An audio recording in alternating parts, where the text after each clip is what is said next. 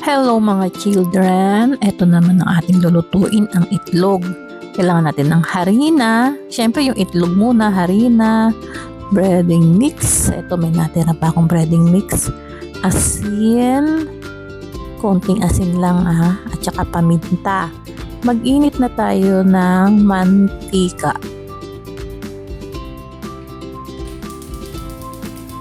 After nyan, kailangan nating i-ready ang ating iluluto na egg. At eto na ang ready kong itlog na nilagyan ko ng konting asin at paminta. Ihulog na natin sa kumukulong mantika, sa mainit na mantika. Bali, 4 na ang aking gagawin. Yung isa, yung dalawa nilagyan ko ng asin at paminta, pero yung isa ay wala. Dahil si Yuri ay ayaw ng mga may spices. Ayaw ng may asin or kung anong anik-anik. Unahin natin itong 2 egg. Atin siyang i-fry dito.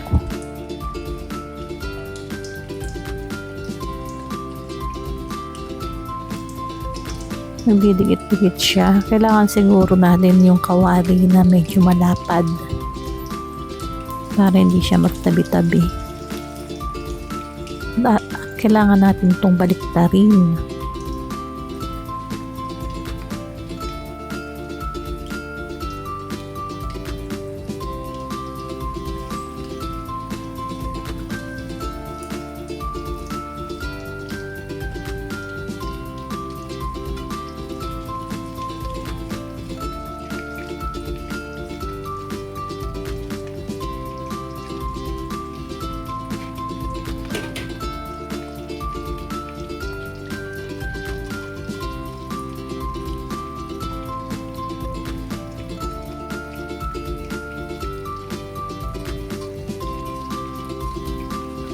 Dito sa part na to, hirap na hirap akong baliktarin ng itlog.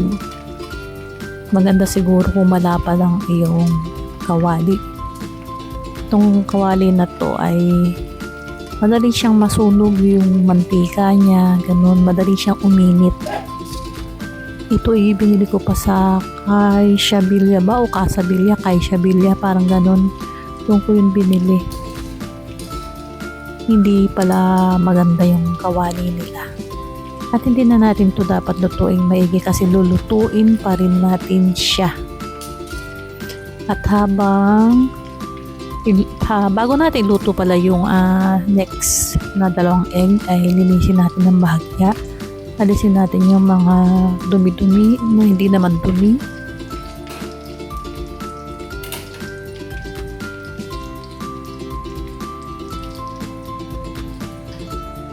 At ito na yung 2 na hindi ko nilagyan ng asin or paminta. Wala siyang spices.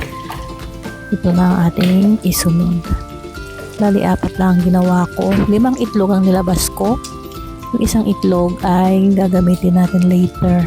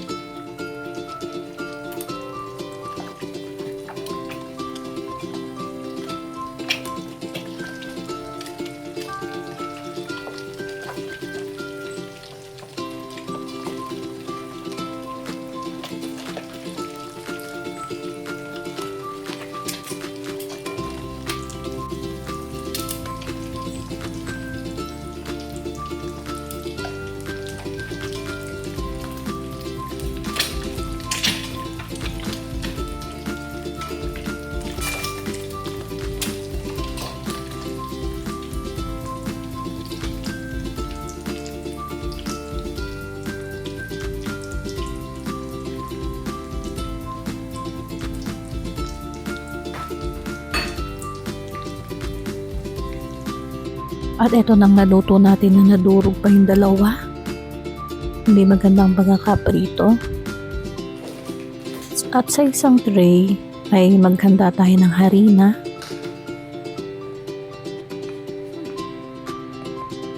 Tansyahin na lang natin siya.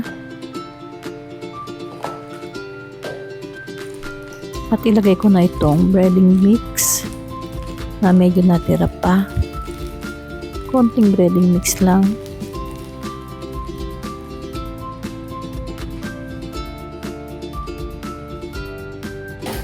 At atin naman itong halu-haluin para ma-mix siya.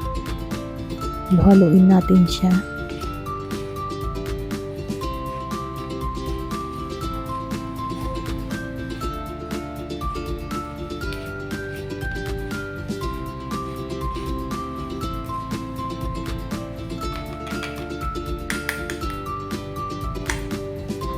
At itabi muna natin. At yung natin ang isang itlog ay ating batihin.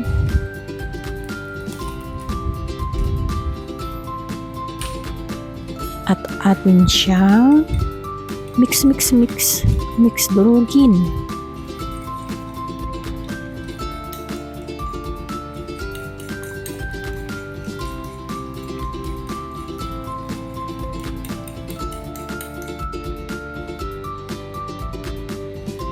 At eto na,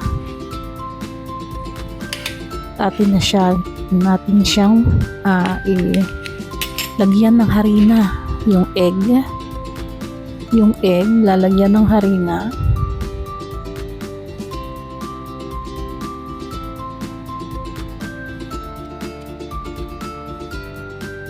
Gandahan natin ang pagkakalagay. Ito lang ayaw ko dito masyadong makalat. Tapos yung egg ay sasawsaw sa egg. Ang galing, no? Egg sa egg.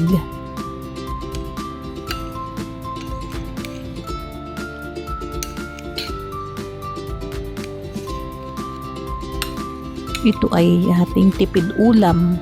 Pag wala ng ulam, marami ng itlog. Ito ang ulamin natin. Tapos, ibalik ulit natin ito sa harina.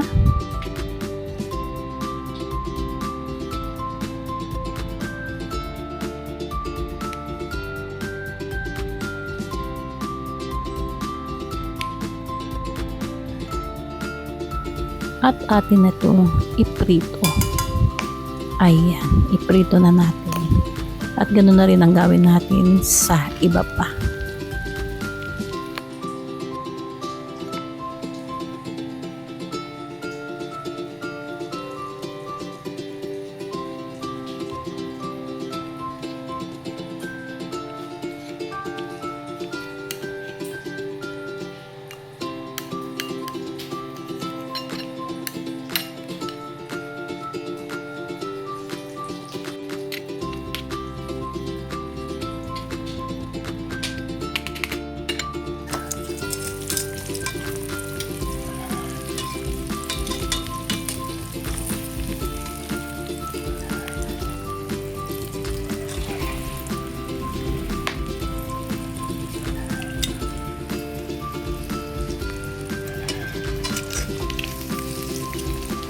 Nagkadurog-durog na siya.